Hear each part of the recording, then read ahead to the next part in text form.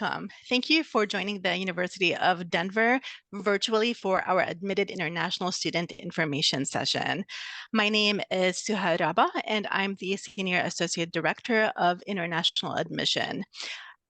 My territories are Middle, Southern, and Western Africa, Central, East, and Southeast Asia, in addition to Europe. I am joined today by my two co-presenters, Michael Francisco and Murphy Lee, a current international students. So after introductions, we'll dive into the agenda for today and then kick off our webinar. With that, I'm handing it off to Michael to introduce himself. Thank you so much. Thank you so much, Suha. I'm Michael, and you probably received a few emails from me if we've exchanged some messages before. I've been with the University of Denver for about 4 years now, and in my current role, I'm one of the international admission counselors that supports students and families from Canada, Latin America, the Caribbean, as well as South Asia, East Africa, and Oceania. Thank you so much for sharing a portion of your day with us. There is a Q&A icon down below that I invite you all to use to type in any questions that may come up during the presentation. We'll save a portion at the end for us to address those questions. And next, I'd like to welcome Murphy, one of our current DU students, to share a little bit about herself, what she's studying at DU, and what's her current year. Thank you, Michael. Hi, everyone. My name is Murphy. I am a senior year computer science student, currently study at Ritchie School of Engineering and Computer Science. I'm originally coming from Southwestern China. And then congratulations on those who just got admitted to DU.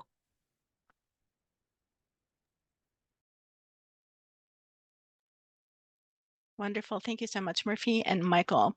So for today's presentation or webinar, we will have around 45 minutes to talk about everything pertaining to the University of Denver, talk about the city of Denver, talk about American customs and also culture shock, in addition to the next steps for admitted international students.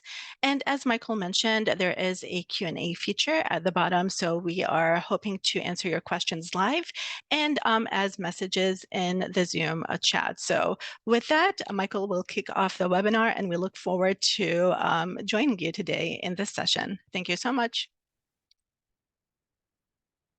Thank you, Suha. So as you are aware, we're certainly located in the state of Colorado, in the city of Denver. And this is a great opportunity for our students because this means that if you do decide to study at the University of Denver, you'll be in an actual city and not in a small town or a college town. Our campus has its own light rail stop, so that gives our students access to downtown Denver in about 15 minutes, and also the Denver Tech Center in another 15 minutes as well.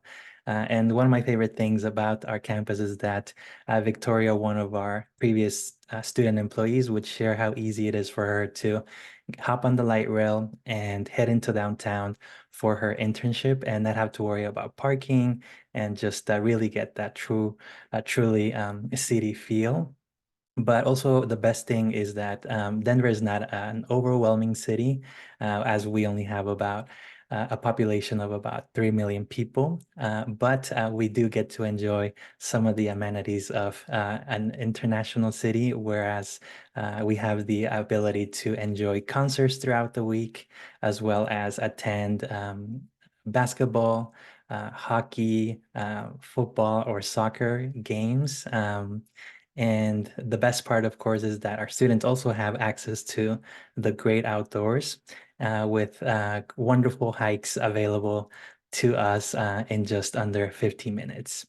Of course, my favorite would be the 300 Days of Sunshine because that makes the winter season very tolerable.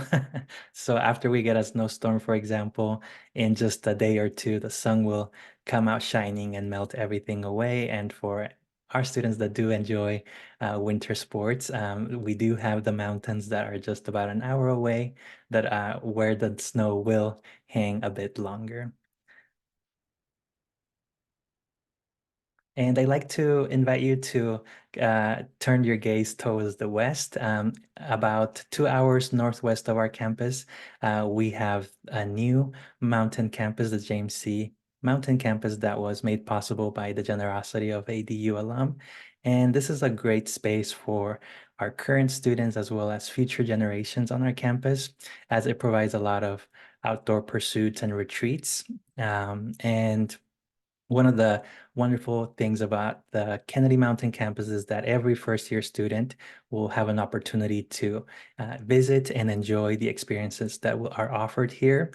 For example, students have the opportunity to sign up and spend the weekend out there, where they'll be able to enjoy or partake in activities like rock climbing, ropes courses, go on a hiking trail, or mountain biking, or if you prefer to just kind of wind down, there's also an opportunity for you to just bring a really good book, sit in this building that's being showcased here, and just enjoy, take in the beautiful views. Another exciting opportunity offered by our Kennedy Mountain campus is for our students that are in the biology department or the natural sciences.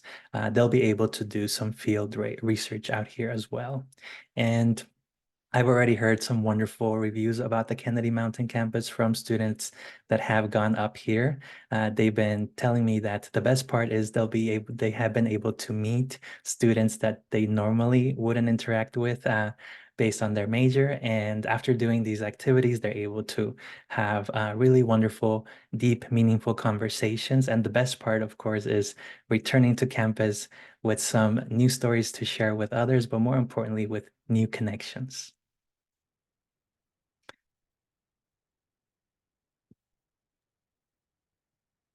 So let's talk about culture. So being an international student, that technically means that you're already engaging in cultural conversations. So in coming to the US, you are bound to come across some significant differences between the American culture and your own culture. So basically, we will try to look more beyond and also addressing stereotypes and recognizing spectrums and honoring multiculturalism.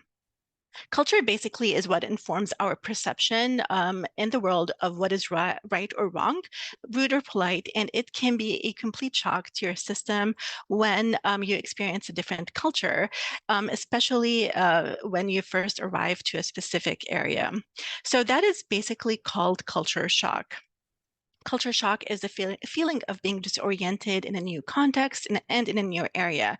Since you're very unfamiliar, you might have visited the US as a tourist or in some capacity, but living here and experiencing the culture as a student is completely different. So basically, you would be able to adjust to these differences. As you're adjusting, you may experience something that you're unused to, and that again comes in the form of culture shock, which is a very common phenomenon for everybody that is living in a new country and in a new culture. So some symptoms of culture shock, you may experience this already if you lived in another culture, but homesickness is one of them, withdrawal and isolation, tiredness, irritation, and also criticizing the way of doing things within the local culture itself. You will be comparing and contrasting quite a bit, as that is a manner or a kind of a mechanism to cope with your new reality. So culture shock comes in a variety of stages. The main and most common stages is, as you can see in this slide here, you're going to experience in some shape or form 5 different stages. So basically, you come here to the US as a student, and one, you're excited. So this is basically called the honeymoon phase. You will feel excited, fascinated, and just full of wonder with your new environment. So what to do in this phase basically is just enjoy this entire phase. It's a beautiful new phase in a new environment and new country. The second phase would be is the frustration phase. the feelings you would experience are frustration, confusion, irritation, and homesickness. So basically, after the initial excitement wears off, you will experience this quite a bit. It usually lasts a couple of weeks after the honeymoon phase. So how would you cope with this period in general, or this phase? Is just to observe and learn and ask questions. Sometimes we are faced by some uncertainty, and it's always good to ask questions and learn from what is going on around you. Then comes the low point of the culture shock phase here. So the low point, you think that you may hit rock bottom because it's such an intense experience, and it is different for everyone. Again, it depends on if you lived in another country or experienced a different culture. But again, it's very contextual because cultures are very different from one another. So this is the time where homesickness would hit the most, and you will try to understand if you made the correct decision or not. So this is completely normal. And here you would basically cope with this phase here by remembering to indulge in this new challenge and trying to revel in this new experience. Then as we go on, there is the adjustment and adoption phase or period. You will have feelings of confidence, comfort, and appreciation for your new culture. So basically, you're going through peaks and valleys. So you're at a peak here with the adoption and adjustment phase. And the last phase is the re-entry shock. So this is basically when you go visit home for a short term over the holidays or over winter break, for instance, or when you go back after concluding your studies. Here, the feelings of sadness will overcome you because you're sad to leave the new culture, the new friends that you made. And here, you will be able to cope with this phase by realizing how grateful you were for the experiences and that you were part of this awesome experience as a student in a new culture, being an international student. And with this, I invite Murphy, our current international student, to talk a little bit about her experience coming to the US from China and how culture shock, what type of culture shock she experienced, with a couple of examples. Thank you for paying me, Suha. Yes, coming from China, it's a huge difference because we are relying on heavily on transportation. But here in the US, I remember the first day when I arrived here, I was trying to walk into one of the sightseeings with my friends until we realized no one was on the street, and then we are walking in the middle of the road where there's no one on the street. So transportation is a huge difference if you coming from a country that rely heavily on transportation. Another thing is tip and tax. You're expected to tip whenever you dine in at a restaurant, and then tax are also not included in the price if you see on the menu. And then another thing that surprised me was it's very common for people to just say hi to the strangers on the street or just like in public, which makes me feel weird at the first place. But now I enjoying those small talk with everyone in the coffee shop. So those three things are just like something that shocked me the most.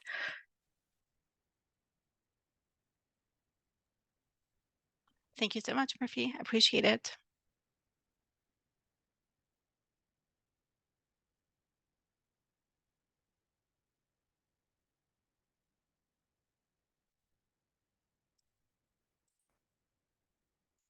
So tips for dealing with culture shock. So you will need to acknowledge that you will be homesick. That is a normal occurrence. So once you acknowledge that, it will become easier to kind of cope with your new situation. Second of all, it does take time to adjust. As I mentioned on the previous slide, it could take a couple of weeks to a couple of months. It depends on the level of homesickness and how different your previous culture is to the new culture here in the US. Just focus on the positive. Sometimes we are always fixated on the negative portions of the experience. I challenge you to look for those little gems of positivity when you're experiencing something that is challenging during this culture shock period in general. I recommend also keeping an open mind. When you keep an open mind, new doors of opportunity and just you would learn new things during this phase. So I highly recommend that. And also it's important to find community. It will be hard at the beginning maybe to find your own community or friends, but our International Student Orientation is actually a wonderful place to actually forge those relationships. So try to get outside of your comfort zone, go and introduce yourself, what country you're from, and talk about your new experience as an international student in the US. And always find ways to relieve your stress, whether going on a walk, cooking a dish from your culture. There's a lot that you can enjoy and carry on from your home countries to the US. So that will provide comfort to you in addition to relieving stress on your end.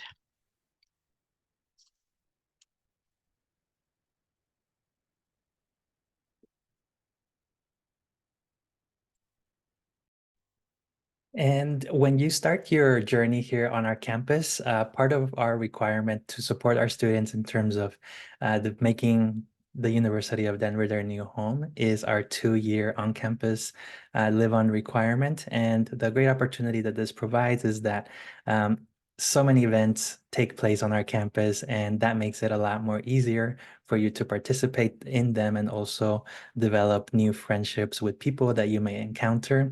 And before you even arrive to campus, there's a whole team preparing and planning to welcome you at DU. For example, during your first week after you've moved into your residence hall, we have the Discoveries Orientation.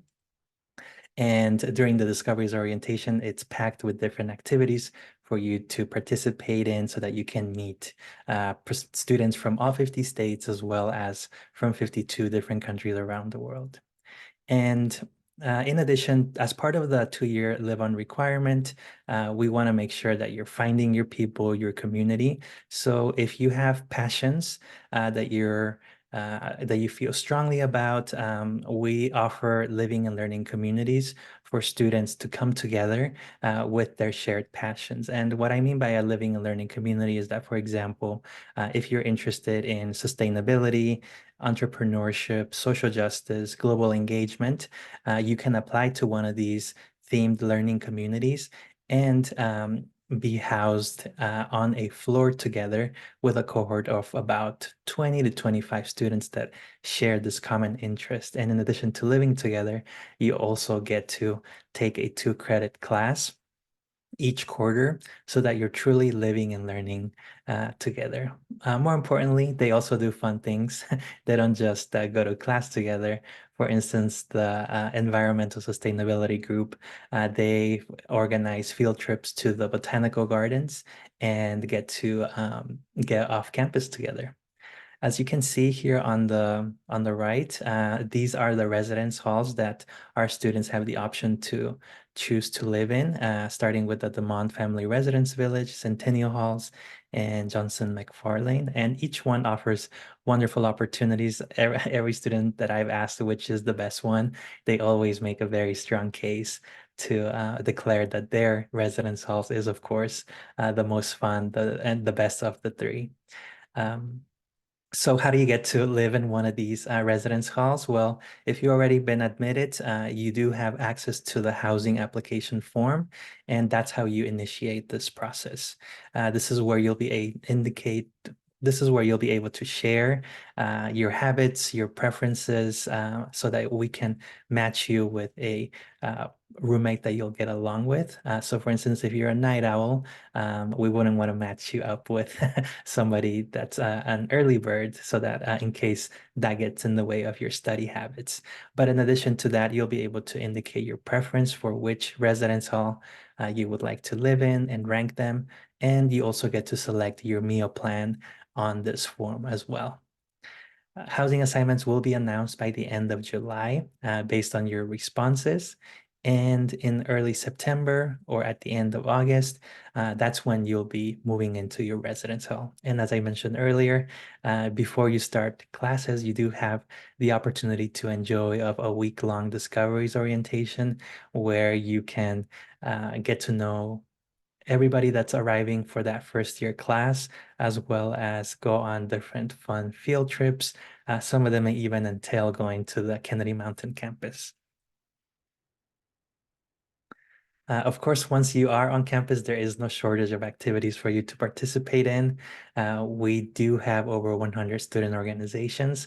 Our biggest clubs include the Alpine Club, which you see here on my right after hiking and one of the Denver peaks. We also have the Dungeons and Dragons Club, Improv Club, to name a few other examples. And we also have our cultural center, which is also supported by our students, and they're always organizing fun events throughout the year. Last year, they also organized Dia de los Muertos event, which which was wonderful to attend, and also they shared some delicious food with us. Some annual campus traditions that you'll be familiar with once you're on campus include our Crimson Classic during the fall, which I'm a huge fan of, and I have been participating ever since I started working at DU, and it's basically a 5K run on the campus with staff, students, and professors.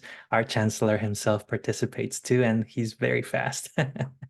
During the winter quarter, of course, we have our winter carnival, and basically the university will rent out one of the skiing resorts, excuse me.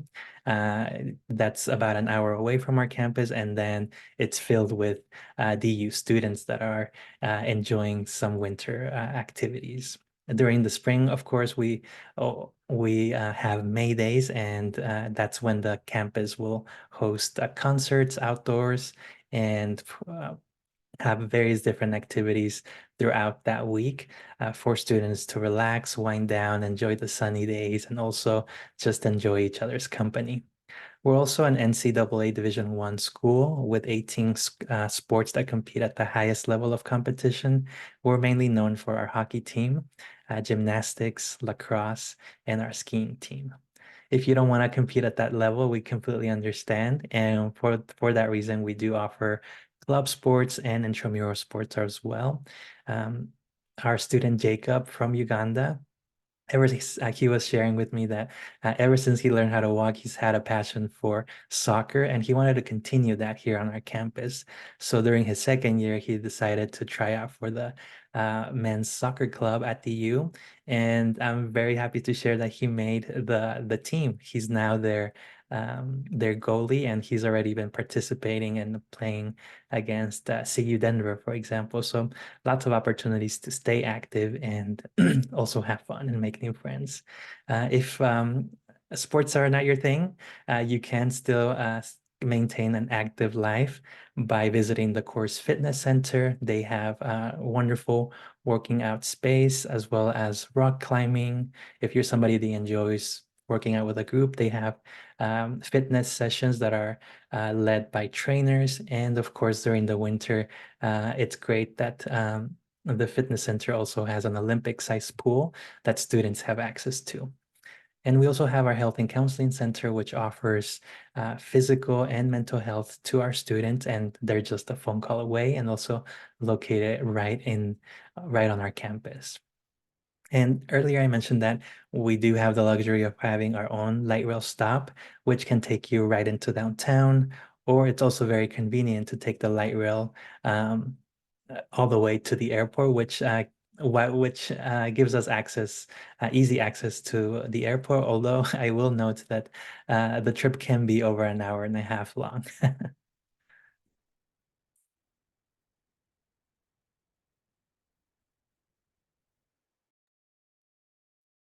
So now we're going to talk about American social habits. So just like any culture, Americans have certain customs and social habits that may differ from your own, and sometimes even differ between regions in the US itself.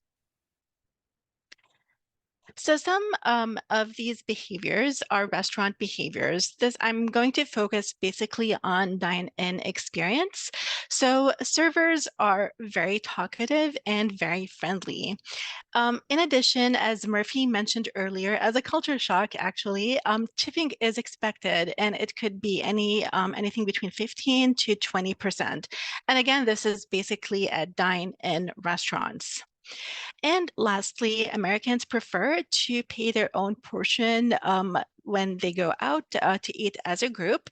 There are exceptions, of course, to this rule. If the person in a group exclusively mentioned that they will treat you to a meal or that the specific meal is on them. So this means that you can rest assured that you've been invited, and then you can just enjoy the lunch and the company of the people that you're with.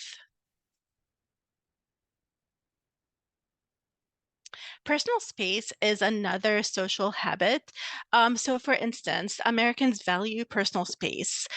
Some students may find that Americans are more comfortable with hugs versus a kiss on a cheek. So again, this is very different from one culture to another. Also, Americans are very conscientious about their personal bubble. So you're going to maybe ask yourselves, this is a lot to take in. And I agree with you 100%. It is a lot to take in. And I always recommend to always ask. So for instance, usually in formal settings, being formal is the best way to go. But when you go beyond that level, like you have a really good friend, then the norms differ a little bit in that specific context. But again, whenever you're in a social situation that you're unclear about, feel free to ask, and Americans are really happy to help you out, navigate that specific, just new social habit or behavior. Then another item is taboo topics, and that could range from just asking questions, offering remarks that could be seen as offensive to an extent. So for instance, we do not usually ask about religion, political preference, age, money, salary, weight, or size in general. We also do not make comments about someone else's religion, family, background, gender, or sexual preferences. In addition, Americans do value freedom of choice and expression, and basically putting others down is not a form to follow here as well, even if it was well intended or in a form of a joke. So, for instance, in some East Asian countries, it is perfectly normal to ask a person's age when you first meet them. And there is a reason for that, because basically they want to know how to address you, because there is a level of addressing a person formally or informally based on their age group. So again, I would recommend, if you're unclear about a certain situation, just to ask, and people would actually appreciate that when you ask rather than interpreting the actual topic and then going on with it. Also, comments like "you look great," "you lost a lot of weight" could be or seem really positive on the surface. But again, some people might take offense to that because it, again, ties into the commentary on a person's weight or a person's appearance. So be cognizant of that. And again, you're welcome to navigate. You're here to explore and navigate and learn. So this is part of the experience itself.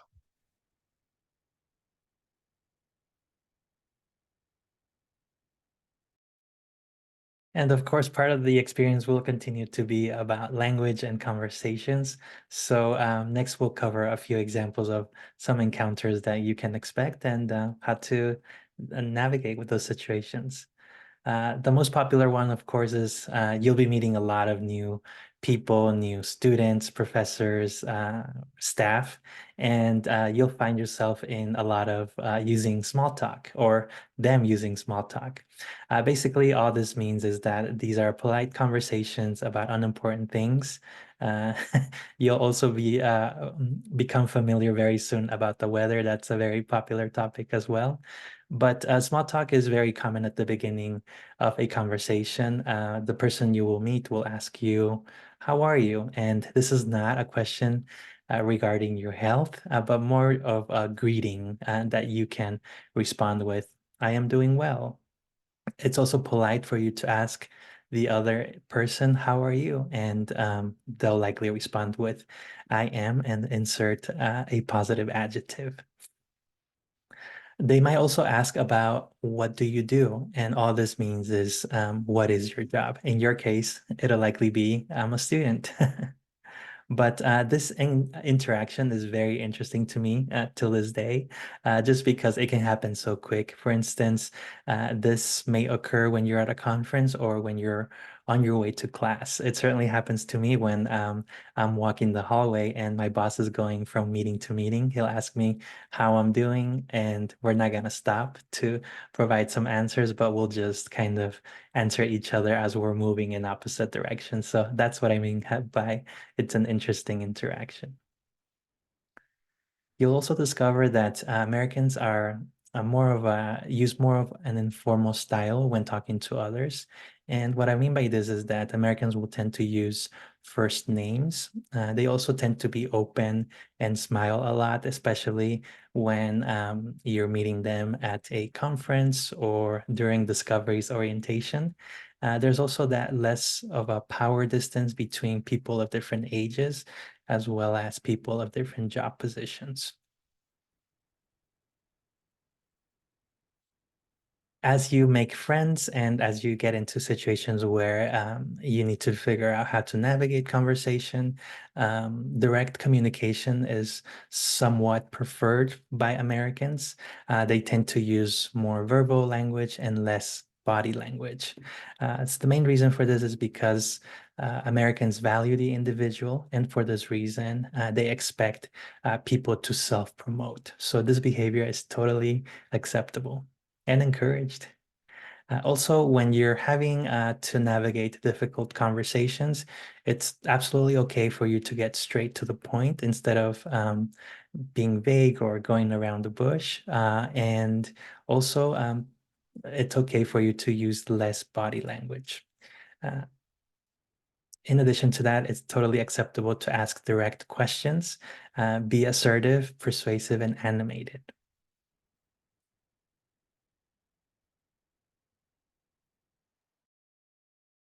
A really important topic, of course, American food. So as you know, the United States is very diverse and is multicultural, and that is reflected in its cuisine as well. The US has a global cuisine that is influenced from all areas around the world. So that is basically due to the waves of immigrants that have immigrated at several points throughout history to the United States. So you can enjoy a blend or a fusion of a global cuisine or just uh, enjoy local American cuisine if you're interested. So for instance, in Denver, you can find a variety of cuisines and types of different food in addition to shops and stores that still sell different types of food that also could help with your homesickness. So you can cook a meal that you are craving, that you are used to back home. So again, in Denver, you will find a lot of variety in terms of food, from Asian to European to African and so on and so forth. Since Denver is the sixth biggest city in the United States, so there is no shortage of finding a good meal. So be adventurous and try a different type of meal while you're in Denver. Another topic is alcohol. So basically, we're bringing this up just to serve as a reminder that in the United States, individuals must be 21 or older to purchase alcohol in general. Also, drinking styles would differ from based on personal preference, based on cultural or religious background. And as a reminder, the U does not allow alcohol to be consumed publicly on campus. And also, when sometimes some cultures do gift alcohol, which is completely fine, but at the same time, be cognizant of the person and the context when you try or attempt to exchange a gift, especially when it pertains to alcohol here.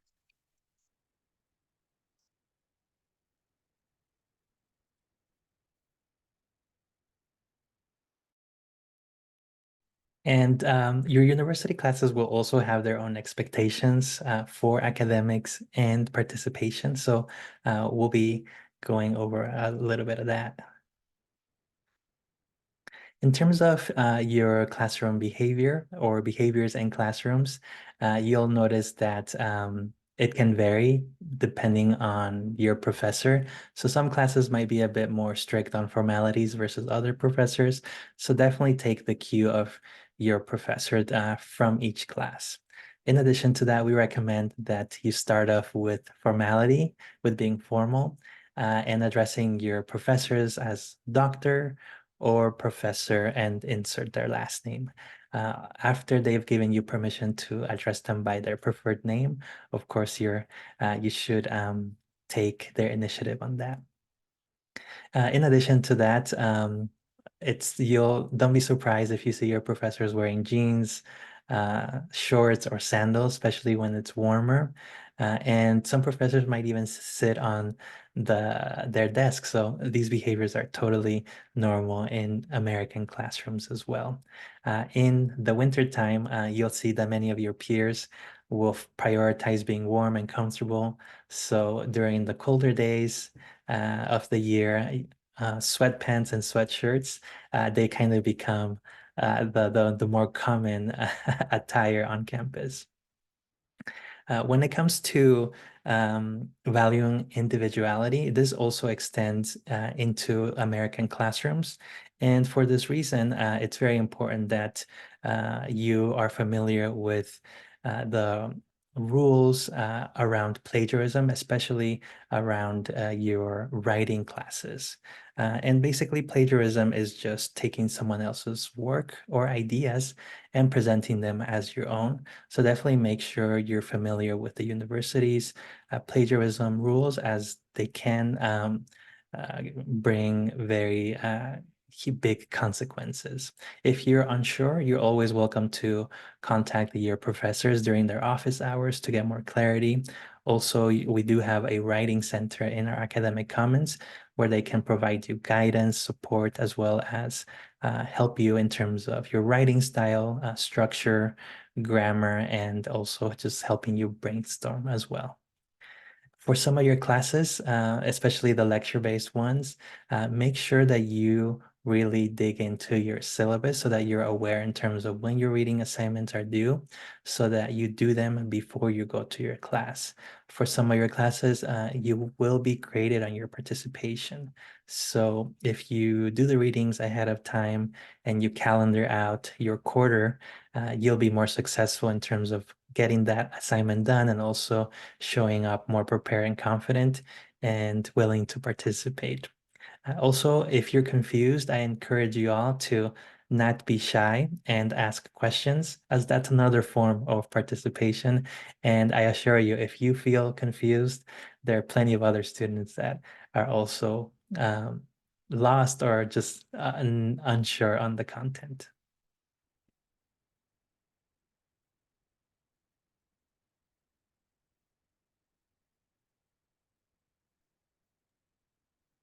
Thank you, Michael, for sharing the classroom experience.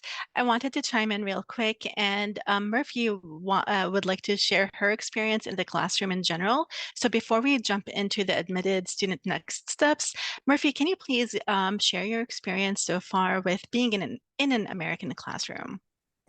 Yeah, for me, the classroom environment is definitely very nice, especially DU is famous for a small size classroom, which means you got a chance to talk with your professor or instructor one-on-one in person. And then those professors, they will pay very close attention to you in terms of your studying or just like life in general. Uh, I remember a few professors that I met during just one quarter class in freshman year are still like keeping touch with me even when I'm approaching graduation day at DU, which is like totally different and then also something that I like the most about DU. Thank you. Thank you so much, Murphy, for sharing your experience. I appreciate it. And now we're on to the admitted next step. So what now? You're admitted, so congratulations. So basically, if you decide on pursuing an education at GU, we would need your admission response in addition to an enrollment deposit by May 1st. And in order, as I mentioned earlier, creating community is really important, especially pre-arrival. So connecting on Zemi is another wonderful opportunity to connect with students who are going to attend DU in the fall. In addition to the housing portal will become available to you, so there will be a housing application that will be available through the housing portal. So more information to come on that later throughout in the next coming months. In addition to considering your payment options, so you would need to create a series of a payment plan. Like, what is your payment plan? And that is a good time to think of that specific item right there. In addition to submitting your final transcripts, I know that the majority of you are currently in your final or senior year in your high schools. So the majority will graduate by hopefully June or July. So if you're graduating after July 1st, which is the deadline to submit the transcripts, please let us know so we are able to accommodate that request. But if you're graduating before July 1st, we recommend to submit everything by the deadline again, which is July 1st. And again, Michael and I are here to help you out. So feel free to email us regarding your questions about any of these steps right here.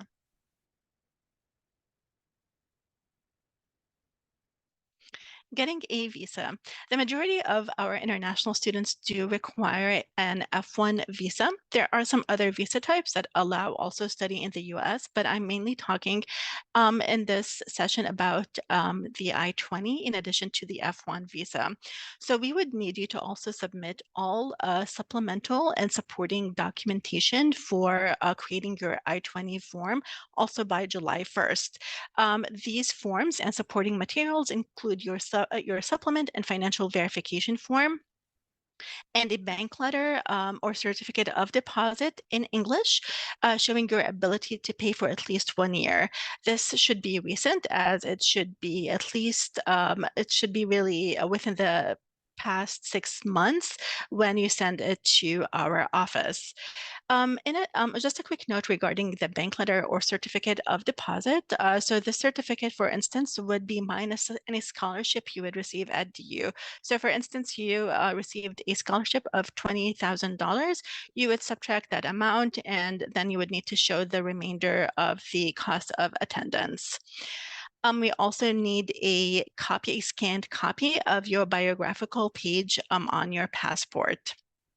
After we receive all that information, our office will review it, and then we will send it to our other office, which is called the International Student Services Office, and they're responsible for issuing an I-20. I would highly recommend to send in your I-20 documents as soon as possible after admission, due to multiple reasons. One, to get your I-20 sooner and to book your visa appointment at the nearest embassy or US consulate. And the I-20 form does take between 3 to 6 weeks sometimes to issue that form, so be cognizant of those timelines. In addition, to bring your I-20, your admission letter, your financial documents, and your entire, I would say, admission packet with you to your visa appointment, because I would highly recommend that you would be over-prepared rather than under-prepared. So if the visa officer at the consulate or embassy asks you for any of these documents, that you would technically have them on you when you go there. And I would recommend that you print out all these documents, because any sort of digital form is not allowed in, because your phone is not allowed in the embassy or the consulate. So also be mindful of that. And also, life happens, right? Sometimes visa appointments get delayed. Sometimes visas get denied. So if that happens, do not worry. Please let us know as soon as possible. We would be able to defer your admission up to 1 quarter, basically to the winter quarter, and that would allow you time to process your visa within a reasonable time. In addition, when starting in January, you will still complete 2 academic quarters, and you can still graduate in 2028. So do not worry, again, if a visa got denied or if there was no visa appointments within a specific period of time. Just let us know. And with that, we reached to the end of our webinar and presentation. Thank you so much for attending. We will go ahead and answer some questions in the Q&A box. So Michael, Murphy, and I are happy to answer any questions you might have.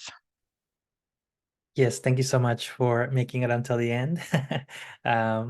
One of our attendees asked about international students arriving early to campus, and this is certainly a possibility. Usually, the earliest international students are able to check in is at the end of August. So last year, our international students were able to move into the residence hall on August 31st. And that is usually around 3 to 4 days earlier than our domestic students coming from the continental USA. The way this process works is our office will send a list to our friends at the housing department, and as long as their name is on that list, they're able to arrive early. And we'll also coordinate with the housing department to share specific times during the day that they're able to check in, so that there's someone in the building expecting them with their room key.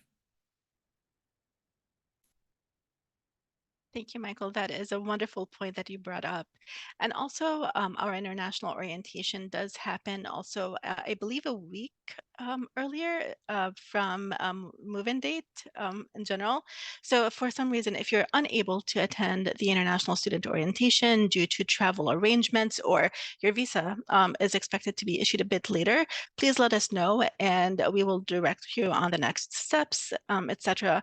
But yes, international students are allowed for early move-in in addition to orientation. So they're expected to be on campus earlier than usual.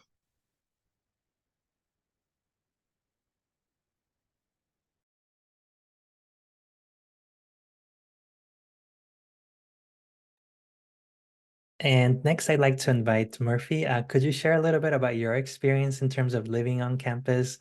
Which dorm were you assigned?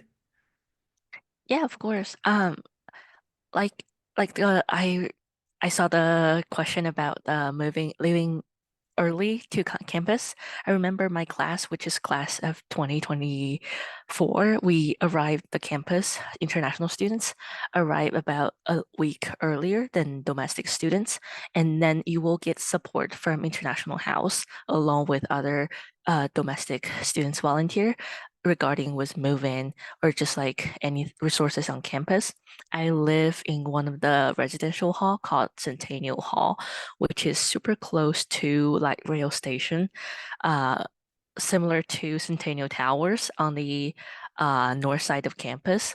I spent the entire year, freshman year there along with my living and learning community members, and the living experience was very fun because at that time, before we switch our dining service to the new building, Community Commons, we have our dining hall on the first floor of our dorm, which is super convenient. And beside the dining service, like Michael used to mention, the light rail station was just right by us. So no matter you just want to spend the weekends to the art museum or you just want to explore downtown Denver, it's very convenient, especially for international students.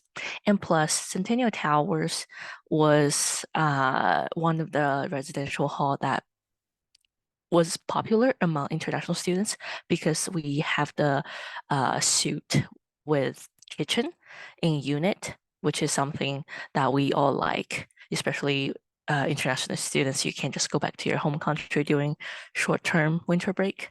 So highly recommend to those who haven't submit your housing application or decided whether or not to attend DU. Thank you, Murphy.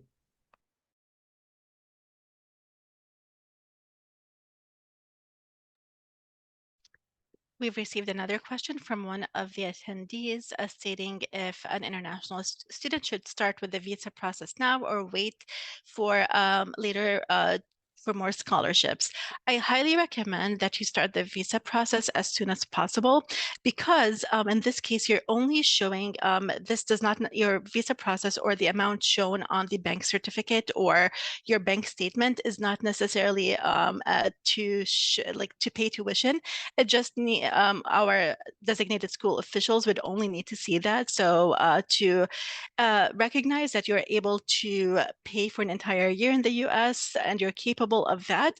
So that could just buy you additional time, but later on down the process, so if you got some additional scholarships from elsewhere, that will be something that you would need to figure out with our bursar's office. So no, I would highly recommend that you just start the earlier the better in general, because again, a lot of delays happen.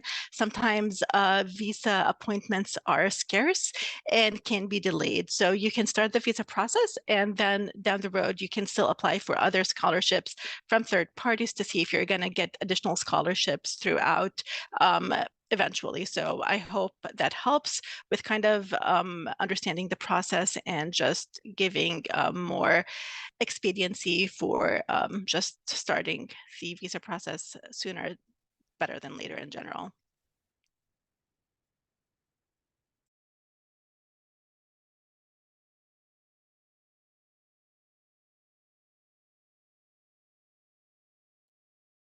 Thank you, Suha. And I'd like to continue inviting you to drop questions in our Q&A feature, which you can find down below your screen. And I'd like to invite Murphy again to share a little bit about her experience with the quarter system when you were completing your high school. Were you also on a quarter system, or were you on a semester calendar? And if so, what are some tips you recommend in terms of getting adjusted to the quarter calendar? Yeah, I came from a high school, a traditional Chinese high school where we all having semester system. For me, I personally prefer quarter system just because I can have a very clear outline about when our things are gonna do in for school assignments, and plus I can arrange my fast-paced study just because I am a fast learner and I do not like long-term project. So during freshman year, especially when I'm taking a lot of 2 credits classes, which is super flexible in quarter system, rather than putting like those big project to a semester long task. And plus, I feel like quarter system in DU are very well organized because at the beginning of each quarter, you will receive the syllabus from professor yearly a week before the actual starting date.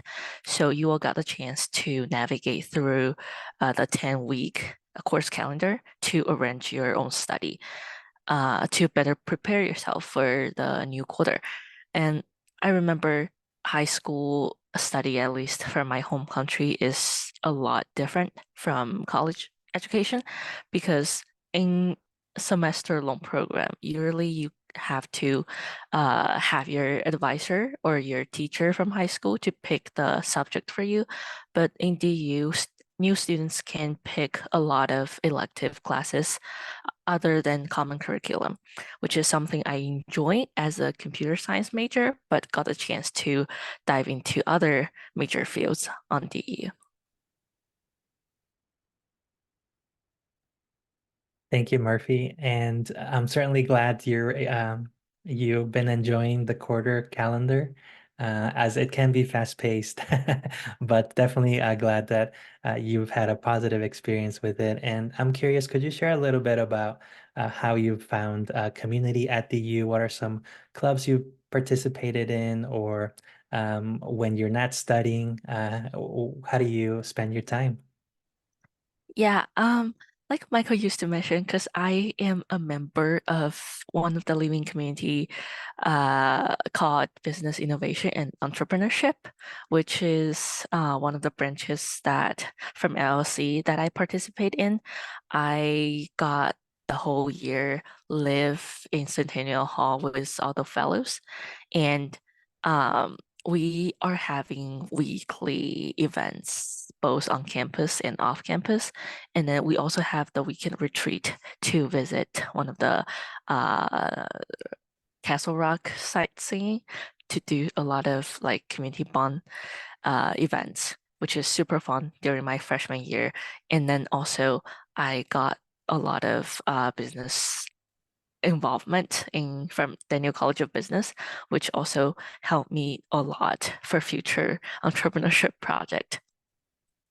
And in terms of being as international students on campus, we do have a lot of on-campus jobs opportunity for international students. So if you want to have early career opportunities, you can always participate in our career website called PCO. For example, I had my first internship with one of the startups from DU alumni during my living and learning community. And then we are met with one of the startup alumni from one of the startups on a weekly basis for half year. So that's the first internship or like community partnership I have in the States. So being an international student at DU will have a lot of benefits if you really trying to introduce yourself, to socialize with people, and then engage with more domestic activities.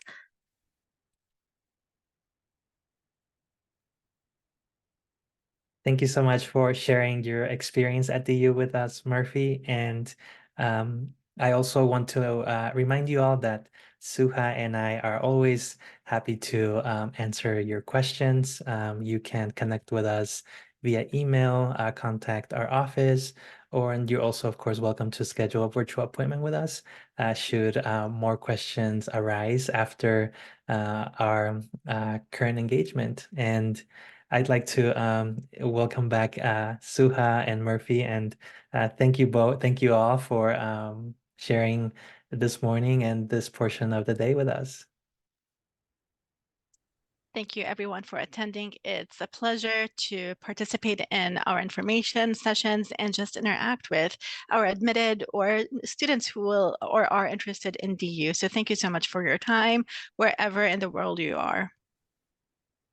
Yes, wishing you a lovely day, and thanks again. Take care.